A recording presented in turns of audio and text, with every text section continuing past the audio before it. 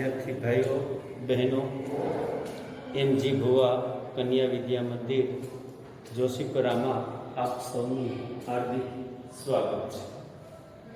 જે ડૉક્ટર હરિભાઈ પટેલ શૈક્ષણિક સંકુલમાં આવેલ છે અને આદરપાત્ર જે કે કેશિયા સાહેબના માર્ગદર્શન હેઠળ આ સ્કૂલ ચાલુ છે. અત્યારે આપણે સામાન્ય પ્રવાહ ધોરણ 12 અને ધોરણ 12 ની અંદરમાં વિષય તત્વજ્ઞાન અને એ તત્વજ્ઞાનમાં આપણે પ્રકરણ નંબર 6 ની વાત કરીએ છીએ અને એના ભાગ નંબર 3 ની અત્યારે આપણે વાત કરવા જઈ રહ્યા છીએ. વિદ્યાર્થી ભાઈ બહેનો, આપણે પ્રકરણ 6 ના ભાગ 1 અને 2 આ બંનેની વાત ઊંડાણપૂર્વક જોઈ ચૂકેલા છીએ. હવે એની અંતે જે મનોયત્ન આપવામાં આવેલું છે એ મનોયત્ન આપણે આપણા લેસનના ચોપડામાં ઉતારી લેવાનું છે. હવે એના પછી આપણે વિડિયો લેક્ચર ભાગ નંબર 3 ની વાત કરીએ તો ન્યાય દર્શનમાં અનુમાનો વિશે જે વાત કરવામાં આવેલી છે. હવે આપણે આગલા વિડિયો લેક્ચરની અંદરમાં અનુમાન વિશે એનો અર્થ સમજ્યા હતા. હવે એ અનુમાન છે એનો આપણે બંધારણની વાત સમજવા જઈ રહ્યા છીએ. એ અનુમાનનું બંધારણ કેવું હોય છે, એનું માળખું કેવું હોય છે. તો આ અનુમાનની અંદરમાં જેને પંચાવયવી ન્યાય અથવા જેને પંચાવયવી અનુમાન પણ કહેવામાં આવે છે. પંચાવયવી ન્યાય અથવા તો જેને પંચાવયવી અનુમાન પણ કહેવામાં આવે છે. એટલે બોર્ડની પરીક્ષાની અંદરમાં પંચાવયવી અનુમાનનો પ્રશ્ન પૂછાય કે પંચાવયવી ન્યાયનો પ્રશ્ન પૂછાય તો આ બધાનો જવાબ એક જ. અને આજ દિન સુધીમાં લગભગ બોર્ડની પરીક્ષાની અંદરમાં 2 થી 3 વખત આ 5 ગુણનો પ્રશ્ન અચૂક પૂછાયેલો છે. અને આની અંદરમાં 5 અવયવ છે, દરેક અવયવનો 1 ગુણ છે. એટલે આપણને આ 5 અવયવો કમ્પ્લીટ આવડવા જરૂરી છે. 5 અવયવોના સંદર્ભની અંદરમાં વાત કરું તો ક્રમ 1 પ્રતિજ્ઞા પહેલો અવયવ છે તે પર્વત પર અગ્નિ છે. બીજો અવયવ છે હેતુ, કારણ કે તે પર્વત પર ધુમાડો છે. ત્રીજો અવયવ છે ઉદાહરણ સહિત વ્યાપ્તિ, જ્યાં જ્યાં ધુમાડો હોય છે ત્યાં ત્યાં અગ્નિ હોય છે. દાખલા તરીકે રસોડામાં. હવે એ જ રીતે ચોથો અવયવ ઉપનય, અગ્નિ સાથે વ્યાપ્તિ સંબંધ ધરાવનાર ધુમાડો તે પર્વત પર છે. અને પાંચમું અને છેલ્લું અવયવ જેને નિગમન કહેવાય, એટલે કે તેથી તે પર્વત પર અગ્નિ છે. હવે આમાં 5 અવયવ છે એટલે પંચાવયવી અનુમાન. આ 5 અવયવની અંદરમાં દરેક અવયવનું મહત્વનું સ્થાન છે. પણ આગળ મેં તમને વાત યાદ કરેલી છે એ બાબત ફરી પાછી તમને તાજી કરાવી દઉં કે પક્ષ એટલે પર્વત, સાધ્ય એટલે અગ્નિ અને હેતુ એટલે ધુમાડો. આ વાત યાદ રાખવાની છે. તો આ બધી વાત તમને સરળતાથી સમજાઈ જશે. બીજી બાબત, 2 અનિવાર્ય શરતો જે આગલા વિડિયો લેક્ચરમાં જોઈ કે હેતુની પક્ષમાં હાજરી અને તેનું પ્રત્યક્ષ જ્ઞાન. બીજી બાબત, હેતુ અને સાધ્ય આ બંને વચ્ચેનો વ્યાપ્તિ સંબંધ અને તેની સ્મૃતિ થવી. આ બાબત આપણને કમ્પ્લીટ યાદ હોવી જોઈએ. હવે એના સંદર્ભમાં આગળ વધીએ તો પહેલું અવયવ આ પ્રમાણે છે જેને આપણે પ્રતિજ્ઞા કહીએ છીએ. પ્રતિજ્ઞા અવયવ આ પ્રમાણે છે કે પ્રથમ અવયવ છે કે તે પર્વત પર અગ્નિ છે. હવે આ પર્વત છે એ પક્ષ છે અને આ અગ્નિ છે એ સાધ્ય છે.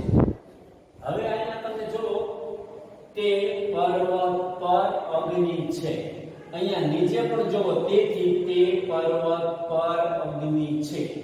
પ્રથમ દ્રષ્ટિએ આ વિધાન તમે જુઓ, આ વિધાન જુઓ તો બંને વિધાનો, બંને અવયવો તમને એક સરખા દેખાશે. પણ બંનેની અંદરમાં તફાવત છે, ભિન્નતા છે. શું તફાવત છે, શું ભિન્નતા છે એની આપણે વાત કરીએ તો અહીંયા પ્રતિજ્ઞા અવયવની અંદરમાં 2 વ્યક્તિ છે. એક છે વક્તા, જેને જ્ઞાન છે એવી એક વ્યક્તિ. બીજી એક વ્યક્તિ જે શ્રોતા છે કે જેને જ્ઞાન પ્રાપ્ત કરવાનું છે એવી શ્રોતા છે. અને વક્તા છે એ શ્રોતાને પ્રથમથી જણાવી દે છે કે હું તમારી આગળ તે પર્વત પર અગ્નિ છે તેવું અનુમાન સાબિત કરવા માંગુ છું. એટલે તે પર્વત પર અગ્નિ છે આ જે નિગમન છે એ નિગમન હું તમારી પાસે સાબિત કરવા માંગુ છું. એટલા માટે પ્રતિજ્ઞા સ્વરૂપે આનું આ જ વિધાન પહેલા એને કહી દે છે. કહેવાની પાછળનો એનો હેતુ શું છે કે જેથી કરીને શ્રોતા છે બીજા આગળના અવયવો રજૂ થાય એનું મૂલ્યાંકન કરે, એટલે આધાર વિધાનો છે એ ચકાસે અને ચકાસીને નક્કી કરે કે આ ફલિત વિધાનને સાબિત કરવા માટે અહીંયા એટલે કે આ તે પર્વત પર અગ્નિ છે એ વાત સાબિત કરવા માટે આ અવયવો જરૂરી છે કે નહીં એનું મૂલ્યાંકન શ્રોતા પોતે કરી શકે. એટલા માટે તે પર્વત પર અગ્નિ છે એ વાત વક્તા છે એ શ્રોતાને પહેલાથી જણાવી દે છે. એટલે આમ મનોવૈજ્ઞાનિક અને તાર્કિક બંને રીતે એ જરૂરી છે કે વક્તા પ્રથમથી ફલિત વિધાન જણાવી દે છે. આમ પ્રતિજ્ઞા એ પંચાવયવી અનુમાનનું વધારાનું અવયવ નથી, પણ સામી વ્યક્તિને પ્રતીતિ કરાવવા માટે કે આ જ્ઞાન મારે તમને આપવું છે. એટલા માટે તાર્કિક અને મનોવૈજ્ઞાનિક બંને દ્રષ્ટિએ પંચાવયવી અનુમાનનું આ અવયવ મહત્વનું સ્થાન ધરાવે છે એમ આપણે કહી શકીએ છીએ. બીજો અવયવ જેને આપણે હેતુ કહીએ છીએ એ હેતુ બીજો અવયવ આ પ્રમાણેનું છે કે તે પર્વત પર ધુમાડો છે. અહીંયા પર્વત ધ્યાન રાખજો આ પક્ષ છે અને ધુમાડો એ હેતુ છે. અહીંયા હેતુથી અનુમાન ક્રિયાનો આરંભ થાય છે. હેતુથી અનુમાન ક્રિયાનો આરંભ થાય છે એટલે તે પર્વત પર ધુમાડો છે. વક્તા છે શ્રોતાને બતાવે છે કે ભાઈ હું તમારી આગળ તે પર્વત પર અગ્નિ સાબિત કરવા માંગુ છું. તો એ સાબિત કરવા માટેનો પહેલો આધાર વક્તા શ્રોતાની સમક્ષ રજૂ કરે છે કે ભાઈ તે પર્વત પર જોવો તે પર્વત પર ધુમાડો છે. એટલે કે અહીંયા પક્ષમાં હેતુ છે એ પ્રત્યક્ષ રીતે જોવા મળે છે. અને જેમ દાખલા તરીકે આ વાતને સમજવી હોય તો અહીંયાથી અનુમાન ક્રિયાનો આરંભ થાય, પણ કઈ રીતે? તો કે રેલવેમાં લીલી ઝંડી સમાન છે આ વાત. જેમ રેલવે સ્ટેશને તમે સૌ ગયેલા હો તમે જોયેલું હોય કે બધા માણસો રેલવેની અંદરમાં વ્યવસ્થિત રીતે બેસી ગયા હોય, પણ રેલવેની અંદરમાં છેલ્લા ડબ્બાની અંદરમાં રહેલો ગાર્ડ જ્યાં સુધી પેલા રેલવે એન્જિનના ડ્રાઈવરને લીલી ઝંડી બતાવે નહીં ત્યાં સુધી રેલવેનો એન્જિનનો ડ્રાઈવર ટ્રેન આગળ ચલાવતો નથી. એ જ રીતે જ્યાં અહીંયા આ પક્ષ પર ધુમાડો એટલે હેતુ એ પ્રત્યક્ષ રીતે જોવા મળે નહીં ત્યાં સુધી અનુમાન ક્રિયાનો આરંભ થાય નહીં. એટલે આ લીલી ઝંડી સમાન છે એમ આપણે કહી શકીએ છીએ.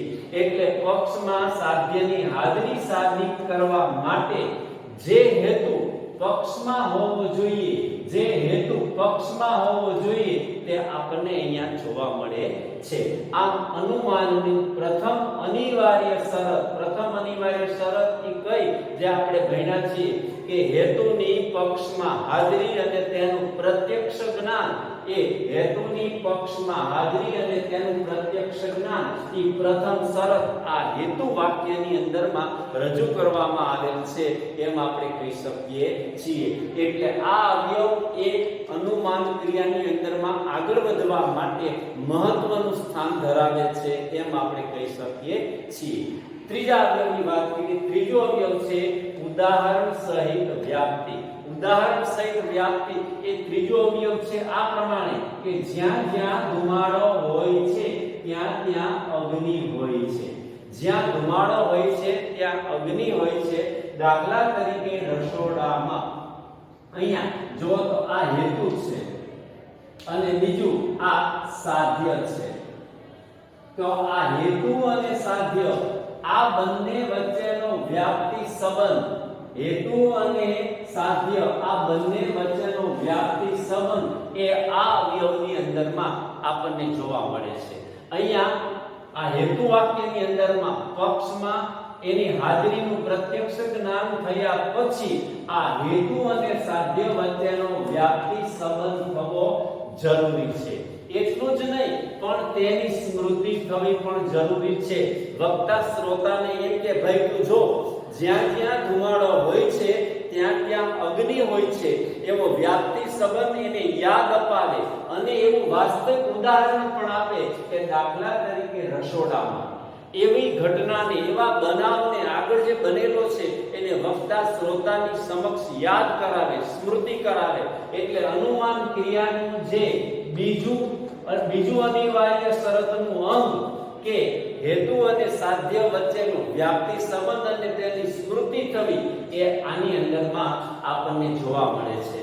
એટલે આમ અનુમાન વક્તા પ્રસ્તુત અવયવ રજૂ કરીને તે પર્વત પર અગ્નિ છે તે સાબિત કરવા માંગે છે.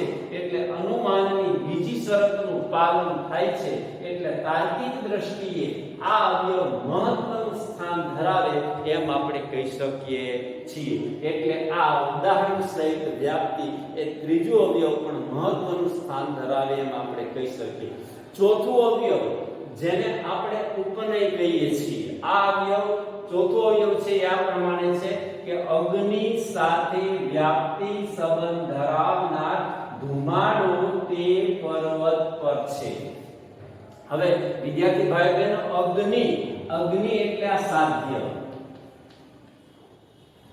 અને અહીંયા ધુમાડો એટલે હેતુ અને ત્રીજી બાબત આ પર્વત એટલે પક્ષ. આમ જોવા જાવ તો આ 1 2 અને 3 ત્રણેય અવયવો એકી સાથે ઉપનયની અંદરમાં જોવા મળે છે. બાકીના કોઈ અવયવની અંદરમાં ત્રણે ત્રણ પ્રકારના અવયવો એકી સાથે પક્ષ, હેતુ અને સાધ્ય એ ત્રણે ત્રણ પદો આપણને જોવા મળતા નથી. અહીંયા આ ત્રણે ત્રણ પદો ત્રણે ત્રણ અવયવો એકી સાથે આપણને આ ઉપનયની અંદરમાં જોવા મળે છે. હવે ઉપનયનો આપણે અર્થ સમજી લઈએ તો ઉપનય, ઉપ એટલે પાસે, નય એટલે લઈ જવું, ઉપ એટલે પાસે, નય એટલે લઈ જવું, એટલે કે પાસે લઈ જવું. હવે પાસે લઈ જવું પણ કોની પાસે લઈ જવું? તો કે જે આપણને નિગમન પાસે લઈ જાય તે ઉપનય છે. એટલે જે આપણને આ નિગમન પાસે લઈ જાય, જે આપણને પાંચમા અવયવ પાસે લઈ જાય એને આપણે ઉપનય તરીકે ઓળખાવી શકીએ છીએ. હવે આ અવયવ એવું છે કે આ અવયવની અંદરમાં અનુમાન ક્રિયાની બંને શરતોનું એકી સાથે પાલન કરવામાં આવેલું છે. જેમ કે આપણે જોઈ બંને શરતોનું પાલન, હેતુની પક્ષમાં હાજરી અને તેનું પ્રત્યક્ષ જ્ઞાન. હવે આ હેતુ તો કે ધુમાડો તે પર્વત પર છે, આ હેતુની પક્ષમાં હાજરી તેનું પ્રત્યક્ષ જ્ઞાન એ પહેલી શરતમાં આવી ગઈ. બીજી બાબત હેતુ અને સાધ્ય તેની વચ્ચેનો વ્યાપ્તિ સંબંધ અને તેની સ્મૃતિ, બીજી શરત. તો અહીંયા એમ કીધું છે કે સાધ્ય સાથે વ્યાપ્તિ સંબંધ ધરાવનાર હેતુ એટલે અગ્નિ સાથે વ્યાપ્તિ સંબંધ ધરાવનાર ધુમાડો એ બીજી શરત અનિવાર્ય. એ બે શરત આ ઉપનયમાં એકી સાથે આવી ગઈ છે એમ આપણે કહી શકીએ. એટલે ઉપનય એક એવું અવયવ છે કે જેની અંદરમાં આપણને નિગમન પાસે એ લઈ જાય, પહોંચ્યા બરોબર થાય એમ આપણે કહી શકીએ. અને આ બધી બાબતો છે એ વક્તા શ્રોતાની સમક્ષ વારંવાર રજૂ કરે છે કે હેતુની પક્ષમાં હાજરી અને તેનું પ્રત્યક્ષ જ્ઞાન, હેતુ અને સાધ્ય વચ્ચેનો વ્યાપ્તિ સંબંધ અને તેની સ્મૃતિ થવી, એ બે બાબત ઉપનયની અંદરમાં એકી સાથે રજૂ કર્યા પછી વક્તાને મોટા ભાગની વસ્તુ શ્રોતાને એને જ્ઞાન અપાવી દીધું છે. ઉપનયની અંદરમાં એવી બાબત જોવા મળે છે. એટલે તાર્કિક રીતે આ ઉપનય વાક્ય મહત્વનું સ્થાન ધરાવે એમ આપણે કહી શકીએ છીએ. છેલ્લું અવયવ, પાંચમું અવયવ જેને આપણે નિગમન કહીએ છીએ. હવે નિગમનના સંદર્ભમાં આપણે વાત કરીએ તો એમ જણાવે છે એ પાંચમું અવયવ છે કે તે પર્વત પર અગ્નિ છે, તે પર્વત પર અગ્નિ છે. અહીંયા આપણે જોઈએ તે પર્વત પર અગ્નિ છે અને તે પર્વત પર અગ્નિ છે, પણ આ બંને વાક્યની અંદરમાં તફાવત છે, ભેદતા છે. અહીંયા જ્યારે વક્તા છે શ્રોતાની સમક્ષ તે પર્વત પર અગ્નિ રજૂ કરે છે, ત્યારે આ વિધાન એના માટે શંકાયુક્ત છે, ભ્રમયુક્ત છે. જ્યારે છેલ્લે આ વાત રજૂ કરવામાં આવે છે કે તે પર્વત પર અગ્નિ છે, ત્યારે શ્રોતાને અહીંયા જે ભ્રમયુક્ત ખોટું વિધાન જે લાગતું હતું એ ખોટું વિધાન ત્યાંથી દૂર થઈ જાય છે, એવી બાબત જોવા મળે. એટલે આ ઉપનયથી શંકા અને ભ્રમણાથી મુક્ત એવું સત્ય જ્ઞાન શ્રોતાને જ પ્રાપ્ત થઈ જાય છે એમ આપણે કહી શકીએ છીએ. આમ વક્તાની શંકાનું સમાધાન આ નિગમનની અંદરમાં થઈ જાય, જ્યારે પ્રતિજ્ઞાની અંદરમાં શંકા એને છે, જ્યારે અહીંયા નિગમનની અંદરમાં એની શંકાનું સમાધાન થઈ જાય અને તેથી જ આપણે કહીએ કે તે પર્વત પર અગ્નિ છે એ પ્રકારનું જ્ઞાન પેલા વક્તાને હતું, હવે એનું એ જ જ્ઞાન શ્રોતાને થઈ જાય એ બાબત જોવા મળે છે. અહીંયા વક્તા અને શ્રોતા વચ્ચે થતા અર્થપૂર્ણ સંવાદનો અંત આવી જાય છે અને જેથી કરીને શ્રોતા પોતે વક્તાની વાત સાથે સહમત થાય છે, કારણ કે એને સાબિત કરવામાં આવેલી આ રજૂ કરવામાં આવેલી બધી બાબતો એને એની અંદરમાં જે સાબિત કરવા માટે નિગમનને સાબિત કરવા માટેની જે વાત બધી રજૂ કરવામાં આવેલી છે, એટલે એ દ્રષ્ટિએ આપણે એમ કહી શકીએ કે એને સંપૂર્ણ જ્ઞાન પ્રાપ્ત થઈ જાય. આમ આ દ્રષ્ટિએ નિગમનનું સ્થાન તાર્કિક અને મનોવૈજ્ઞાનિક બંને દ્રષ્ટિએ મહત્વપૂર્ણ સ્થાન ધરાવે છે એમ આપણે કહી શકીએ. આ વક્તા અને શ્રોતા વચ્ચેનું જે અર્થપૂર્ણ સંવાદ આવે છે એ સંવાદનું સુખદ સમાધાન થઈ જાય, સુખદ અંત આવી જાય અને શ્રોતા પોતે એમ સ્વીકારવા લાગે છે કે તે પર્વત પર અગ્નિ છે એ પ્રકારનું જ્ઞાન એને શંકા અને ભ્રમણાથી મુક્ત એવું સત્ય જ્ઞાન પ્રાપ્ત થાય એવી બાબત જોવા મળે છે. વિદ્યાર્થી ભાઈઓ બહેનો, અહીંયા આપણે પંચાવયવી અનુમાનની સમજવાની દ્રષ્ટિએ વાત પૂર્ણ કરીએ છીએ. હવે આને અંતે જે મનોયત્ન આપવામાં આવેલું છે 6.2, જેની અંદરમાં 10 1-2 શબ્દની અંદરમાં જવાબ લખવાના પ્રશ્નો છે અને બીજા 1-2 વિધાનોમાં 10 પ્રશ્નો એવા છે કે 1-2 વિધાનોમાં જવાબ લખવાના છે. આમાંથી ને ખાસ લખવાનું એટલા માટે કહું છું કે બોર્ડની પરીક્ષામાં આમાંથી 1-1 ગુણના અને 2-2 ગુણના પ્રશ્નો ઘણી વખત પૂછાય છે, એટલે પ્રેક્ટિસ સ્વરૂપે આપણે લખી લેવી આપણા માટે, આ મનોયત્ન લખી લેવું એ આપણા માટે ખૂબ જ જરૂરી છે. હવે ફરી પાછા આપણે ન્યાયની દ્રષ્ટિએ અનુમાનના પ્રકારો એ આગળના વિડીયો લેક્ચરની અંદરમાં મળશું. આભાર, ધન્યવાદ, જય હિન્દ, જય ભારત. પણ સબસ્ક્રાઇબ કરવાનું, લાઈક કરવાનું અને બીજા મિત્રોને શેર કરવાનું ચૂકશો નહીં. જય શ્રી કૃષ્ણ, જય હિન્દ.